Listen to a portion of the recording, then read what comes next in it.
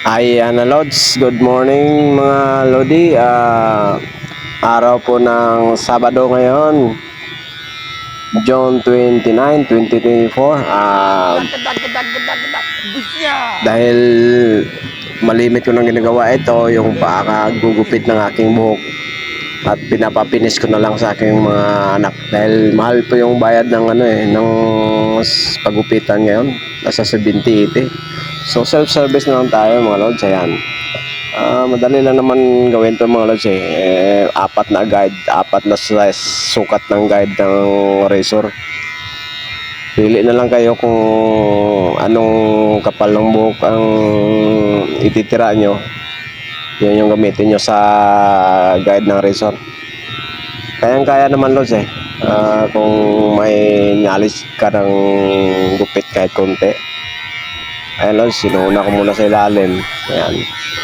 Bali, ito yung size na pinaka unang-una.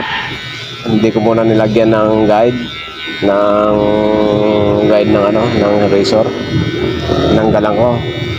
At saka nang malinis na yung bawat gilid, magkabilang tagiliran, ayun, nalagyan ko na ng guide yung pinakanipis.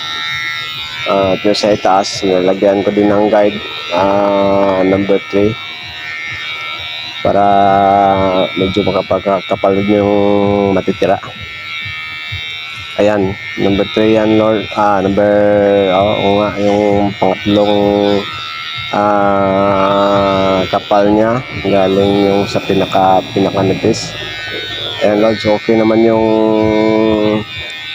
daan niya Lodge, kaya lang kailangan talagang ipapapinis to Lodge para talagang pulido yung pantay niya sa itaas, talagang mapapantay. Ayan, okay na rin yung Lodge konti, pero talagang kailangan pa to ng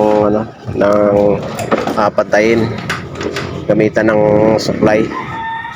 Kaya ayan, sinusuklay ko muna Lodge habang para makita ko yung mga natitirang mga haba pa sa parting itaas. Ayan, ko ulit Lods, inuulit ko ulit para talagang pulido yung pagkagupit. Ayun, bili ko ng razor Lods, nasa 500 plus na, kaya malaking bagay.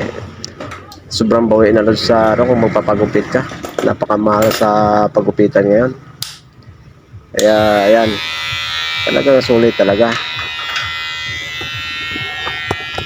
Oh my God! So salamat mga Lods sa inyong panonood. Sana like and share na lang mga Lods. Salamat po.